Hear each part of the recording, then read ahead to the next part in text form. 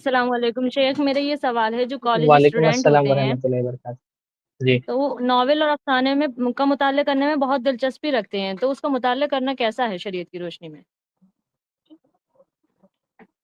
دیکھیے، ناول کا مطالعہ انسان کس نیت سے اور نظریے سے کر رہا ہے اس پہ بھی بہت کچھ ڈیپینڈ کرتا ہے۔ اگر ناول کا مطالعہ تفریح کے لیے کر رہا ہے تو تفریح کے لیے اتنا زیادہ وقت چیزوں کو دینا مناسب نہیں ہے، لیکن بعض مرتبہ انسان کی اپنی جو ایجوکیشن کی فیلڈ ہوتی ہے اس ایجوکیشن کی فیلڈ کی وجہ سے اپنے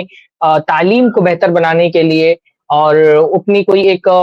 صلاحیت کو بڑھانے کے لیے اگر وہ ناول پڑھ رہا ہے، جیسے کوئی اردو ادب کا طالب علم ہے، اب اردو ادب کا طالب علم ہے تو اس کو اپنی زبان مضبوط کرنے کے لیے، اپنا جو ادب ہے اس کو مضبوط کرنے کے لیے اس کو ناول پڑھ سکتا ہے، وہ پڑھنا چاہیے۔ بہت سارے اچھے بھی ناول لکھے گئے، ناول وہ جو ہے وہ ایک ہی طرح کے نہیں ہوتے، بہت سارے دینی مزاج فراہم کرنے والے بھی ناول ہوتے ہیں۔ تو ناول تفریح کے لیے تو نہیں پڑھنا چاہیے، تفریح کے لیے بہت زیادہ وقت ان چیزوں کو نہیں دینا چاہیے، البتہ اپنے مطالعے کی عادت ڈالنے کے لیے، اسی طرح سے اپنی زبان و بیان کو درست کرنے کے لیے ناول پڑھے جا سکتے ہیں۔ اس میں آپ کا انتخاب اچھا ہونا چاہیے، ایسے ناول آپ پڑھیں جو آپ کے عقیدے اور فکر کو متاثر نہ کریں، اور بلکہ اس کو ایک دینی رجحان بنائیں اس کا۔ جیسے بھائی دیکھیں آپ، وہ مولانا عبدالحلیم شرر ایک پرانے اہل حدیث ادیب گزرے ہیں، مولانا میاں صاحب کے غالباً شاگرد تھے، ان کے ناول آپ دیکھیں گے تو وہ دینی رجحان والے ناول، جیسے فردوس بری ان کا بہت مشہور ناول ہے،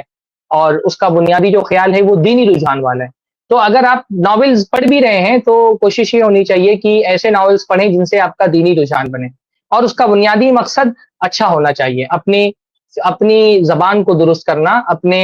ادب کو اچھا کرنا، یہ مقصد ہونا چاہیے۔ اور ایسی کتابوں سے پرہیز کرنا چاہیے جو آپ کے فکر کو بگاڑتی ہیں، ایسے ناولز یا ایسے افسانے جو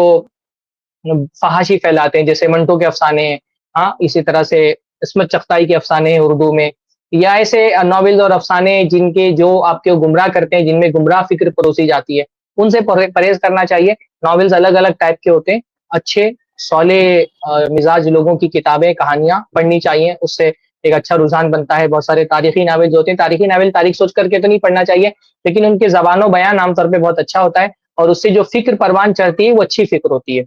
تو اس قسم کے ناولز پڑھ سکتے ہیں انشاءاللہ تعالی۔